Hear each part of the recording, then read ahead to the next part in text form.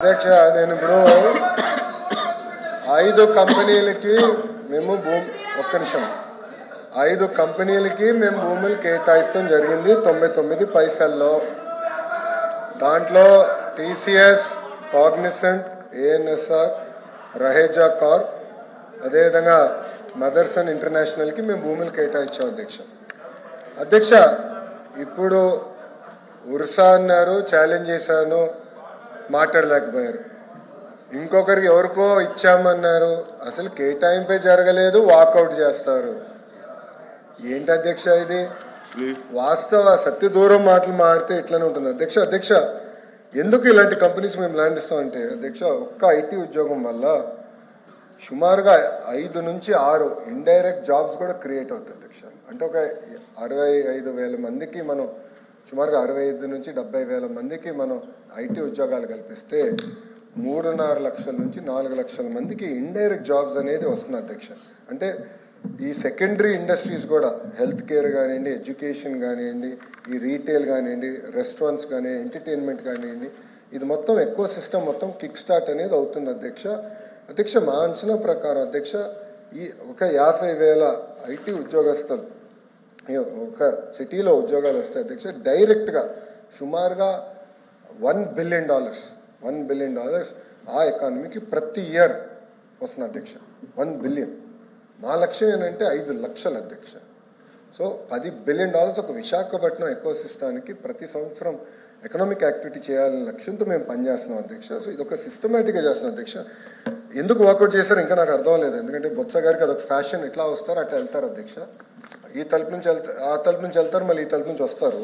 అదొక ఫ్యాషన్ కింద మారింది అధ్యక్ష. మేము చాలా ట్రాన్స్పరెంట్గా పారదర్శకంగా మేము ఇచ్చాం, కేటాయింపులన్నీ ఇచ్చాం. ఆయన ఒక ప్రశ్న అడిగారు, వాళ్ళ దగ్గర నుంచి మీరు ఏం తీసుకున్నారు అధ్యక్ష?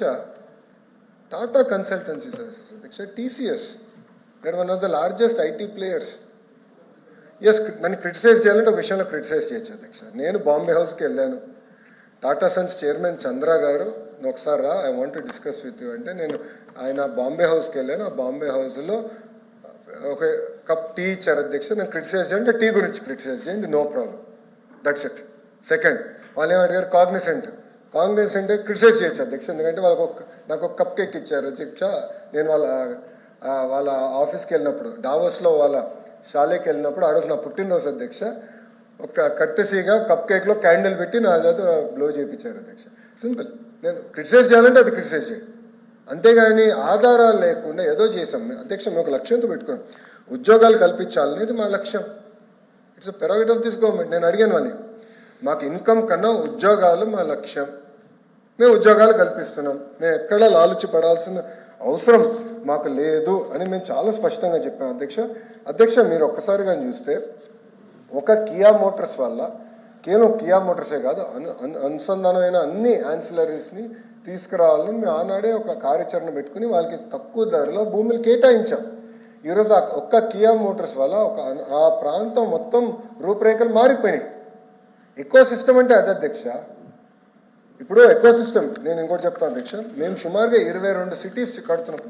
గ్లాస్ సిటీ వస్తుంది, ఎలక్ట్రానిక్ సిటీ వస్తుంది, renewable energy city, we're building now solar cell manufacturing, ingot wafer manufacturing city, ఈ మొత్తం డ్రోన్ సిటీ, ఇట్లా సుమారుగా 22 క్లస్టర్స్ అధ్యక్ష. స్పేస్ సిటీ అధ్యక్ష 300 ఎకరాలు ఇచ్చాం అధ్యక్ష. స్కై రూట్ అనే సంస్థకి 300 పైచిలుగా ఎకరాలు మేము వాళ్ళకి భూమి ఇచ్చాం. ఎందుకు ఇచ్చాం? వాళ్ళు టెక్నాలజీ తయారు చేయాలి, లాంచింగ్ చేయాలి, ఆ ల్యాండ్ అవసరం అధ్యక్ష. స్పేస్ సిటీ మొత్తం ఏర్పాటు చేయాలి అధ్యక్ష. లాస్ట్ పాయింట్ ఇది ఏంటంటే, ఒక్కొక్క సిటీ అనేది క్లస్టర్ అప్రోచ్గా తీసుకుంటున్నాం. క్లస్టర్ అప్రోచ్ అనేది మొత్తం ఎకో సిస్టమ్ ఆ క్లస్టర్లోకి రావాలి అధ్యక్ష.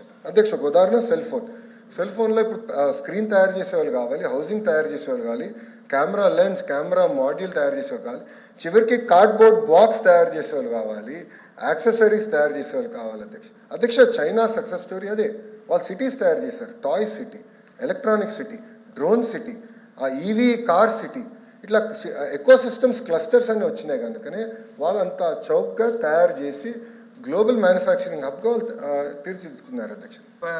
వెల్ఫేర్ మినిస్టర్ గారు ఏం చెప్పారో దాన్నే ఆయన రీట్రేట్ చేస్తారు. ఇది వాస్తవం కాదు, సత్యదూరం మాటలు ఇవి. ఇది కాదని చెప్పేసి రికార్డు, అది కాదు అని చెప్పని మేము గత ప్రభుత్వంలో మంత్రిగా చేస్తూ ఈ సాక్షి మీ ఈనాడు లెక్కలు కాదు, ఇది మీ ఈనాడు లెక్కలు కాదు, మీ ఎన్టీఆర్ భవన్ లెక్కలు కాదు, ఎన్టీఆర్ భవన్ లెక్కలు కాదు. అధ్యక్ష వాస్తవం చెప్తున్నాం.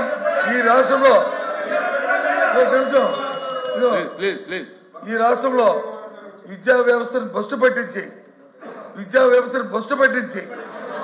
వ్యవస్థ వాళ్ళు ప్రాపకం కోసం, వాళ్ళు పొగడ కోసం ఇందాక వచ్చి నాడు నేలలో ఎందుకని మాట్లాడారు సార్ అధ్యక్ష? నాడు నేలలో ఫినిషింగ్ అవుతున్న స్కూల్ని చేయాలనే బాధ్యత అధ్యక్ష. ఆ చేయవలసిన బాధ్యత అధ్యక్ష. అది చేయకట్ట విద్యార్థులకు వచ్చి ఫీజు రింబర్స్మెంట్ అనుకుంట ఈ రాష్ట్రంలో వచ్చి ఉంటుంది.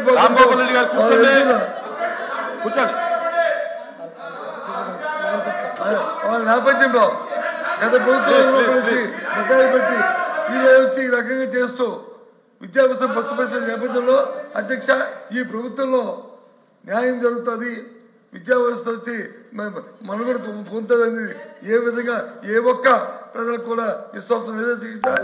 వాళ్ళు ఏ అబద్ధాలు చెప్పుకుంటారో ఏమి చెప్పుకోమని అధ్యక్ష. ఎందుకంటే ప్రభుత్వంలో వాళ్ళు చేసి ఉండి కూడా ఇంత బ్లంట్గా ఆ రకంగా ఆ సత్యనారాయణ మాటలు మాట్లాడుతుంటే నేను రికార్డు చెప్తాను. ఐఎమ్ మై లైక్స్ 4,200 కోట్లు కాదు, 2 వాయిదాలు తప్ప కాదు. పిల్లలండి అధికారి పేరు నేను వస్తాను, మీటింగ్ నేను వస్తాను, సమావేశం నేను వస్తాను, మీ మంత్రి గారిని సమావేశం పెట్టండి, మేము వస్తాం. సమావేశంలో మంత్రిగా మా అధికారులు మా ముందు చెప్పండి, వ్యవస్థలు చెప్పండి. కాబట్టి ఇలాంటి అధ్యక్ష ఇలాంటి సత్యనారాయణ మాటలు మాట్లాడడానికి ఈ రాష్ట్రంలో కష్టపడుతున్న విద్యా వ్యవస్థని మరి మీరు చేస్తున్న దాన్ని నిరసనగా ఇందాక ఇంకో మాట కూడా నిన్న ఒక మంత్రి గారు ఇవాళ పత్రిక చెప్పాను, నిన్న కూడా కాదు వీళ్ళకంటే వాకౌట్ చేయడం ప్యాషన్ కాదు అధ్యక్ష. వినండి దయచేసి కోపుకుని వినండి. ప్యాషన్ కాదు, మీరు చేస్తున్న ప్రజలకు చెప్పి కనీసం ఈ సభలో జరుగుతున్న చర్చతోనే దానికి న్యాయం చేయాలని కోరికతో ప్రజలకు రిజిస్టర్ అయితే మీకేదో జ్ఞానం దొరుకుతుంది, భగవంతుడు వచ్చి మీకు మంచి జ్ఞానం ఇస్తారని ఆలోచిస్తారు. మేము అనుకోవచ్చు తప్ప మాకే ప్యాషన్లో మాకేమి ఏవైతే దిగోసం మాకు లేవు.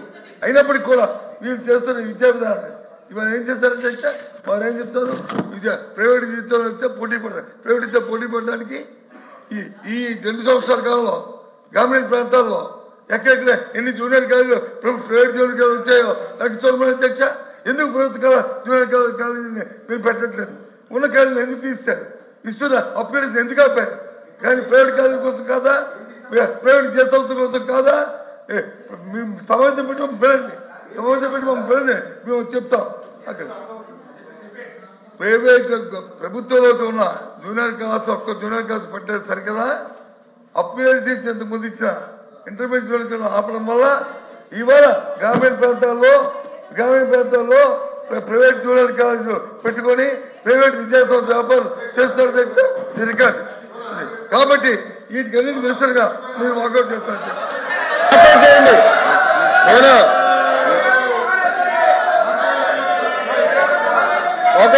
సార్ తలుపు ఇక్కడ ఉంది, తలుపు మీ ముందర ఉంది, వెనకాల కాదు. వెళ్ళండి, వాస్తవాలు తెలుసుకోండి. అధ్యక్ష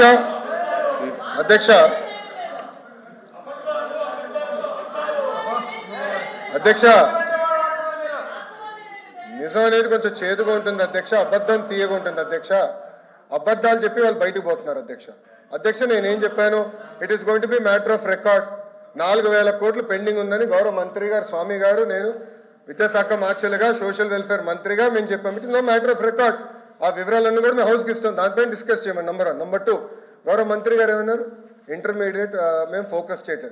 70,000 మంది విద్యార్థులు ప్రభుత్వ జూనియర్ కాలేజీలో పెరిగారు అధ్యక్ష. అది ప్రభుత్వానికి ఉన్న చిత్తశుద్ధి. బొత్స గారు మాట్లాడుతున్నారే, వాళ్ళ అధికారులను 5 సంవత్సరాలు కనీసం పుస్తకాలు ఇవ్వలేదు అధ్యక్ష. ఇంటర్ పిల్లలకి పుస్తకాలు ఇవ్వలేదు, బ్యాగ్స్ ఇవ్వలేదు, మధ్యాహ్న భోజనం పథకం వాళ్ళు రద్దు చేసిపోయారు అధ్యక్ష. వాళ్ళు మమ్మల్ని అడిగే నైతిక హక్కు లేదు అధ్యక్ష. మధ్యాహ్న భోజన పథకం మేము అమలు చేస్తున్నాం, ఇంటర్ పిల్లలకి పుస్తకాలు మేము ఇస్తున్నాం. ఇంటర్ పిల్లలకి ఇప్పుడు సెపరేట్ గా ట్రైనింగ్ ప్రోగ్రామ్ పెట్టి 100 డే యాక్షన్ ప్లాన్ పెట్టి 10th క్లాస్ పిల్లలకి ఇంటర్ క్లాస్ పిల్లలు పెట్టి ప్రైవేట్ రంగంతో ధీటుగా మేము పోటీ పడాలని లక్ష్యంతో మేము ఉన్నాం అధ్యక్ష. అది మా లక్ష్యం అధ్యక్ష. వాస్తవాలు వినకుండా వాకౌట్ చేస్తాను. అదే నేను వాళ్ళకి ఫ్యాషన్ అధ్యక్ష, ఫ్యాషన్ అందమో నాకు తెలియదు అధ్యక్ష. ప్రతి దానిపైన వాకౌట్ చేస్తారు. మీరు గమనించండి దయచేసి. ప్రతి దానిపైన ఈ తలుపు నుంచి వెళ్తారు, హాయిగా టీ తాగుతారు, మళ్ళీ అదే తలుపు నుంచి ఇటు వచ్చి ఇక్కడ కూర్చుంటారు. అరే నిజంగా చిత్తశుద్ధి ఉంటే సమాధానం చెప్పి ఉండొచ్చు. మాకు చిత్తశుద్ధి ఉంది కనుకనే ఈరోజు మేము నుంచుని మేము సమాధానం ఇవ్వగలుగుతున్నాం. సమస్యలు ఉన్నాయి లేదా నేను అన్నట్లా, కానీ వినేదానికి సిద్ధంగా ఉన్నాం, పరిష్కరించడానికి సిద్ధంగా ఉన్నాం. గతంలాగా నోరు మూసేదానికి కాదు మేము ఇక్కడ ఉంది, మేము చర్చించేదానికి ఉన్నాం. అధ్యక్ష పరదాలు కట్టుకుని మేము తిరగట్లేదే. ఈ రోజు మేము అసెంబ్లీకి వస్తున్నారు, గౌరవ ముఖ్యమంత్రి గారు వస్తుంటే ప్రజలు నవ్వుతా చేయి ఊపుతున్నారు. గత ముఖ్యమంత్రి గారు పరదాలు కట్టుకుని పోలీసులు పెట్టి 3000 మంది పోలీసులు పెట్టేవారు ఈ రోడ్ల పైన. ఒక యుద్ధ వాతావరణం వచ్చినంత ఫీలింగ్ ఉండేది. ఇప్పుడు ప్రశాంతంగా హాయిగా తిరగెళ్తున్నాం. ఇది మా ప్రభుత్వానికి ఉన్న చిత్తశుద్ధి అధ్యక్ష. అధ్యక్ష మీరు దయచేసి ఎల్ఓపి గారిని రమ్మని చెప్పాలి అధ్యక్ష. ఇష్యూ మేము డిస్కస్ చేయాలి అధ్యక్ష. ఆయన ఆరోపణలు చేసి బయటకు వెళ్తాం కాదు. It is matter of record. మా దగ్గర ప్రూఫ్ ఉంది. ఇంటర్ గురించి ఆయన ఆరోపణలు చేశారు. 70,000 మంది విద్యార్థులు పెరిగినాయి అధ్యక్ష. వాళ్ళ అధికారులు ఉన్నప్పుడు 12 లక్షల మంది విద్యార్థులు ప్రభుత్వ పాఠశాలలు దూరం అయ్యారు అధ్యక్ష. ఇవన్నీ ప్రశ్నించే హక్కు నాకు ఉంది అధ్యక్ష. ఆయన సింపుల్ గా వాకౌట్ చేసి పారిపోతున్నారు. రమ్మని చెప్పండి అధ్యక్ష. చిత్తశుద్ధి ఉందంటే చర్చించాలని, హౌస్ కి రమ్మని చెప్పాలని మీ తరఫున కోరుతున్నాను అధ్యక్ష. క్వశ్చన్ నెంబర్ 14257 మంగళపూడి అనితి గారు, హోమ్ మినిస్టర్.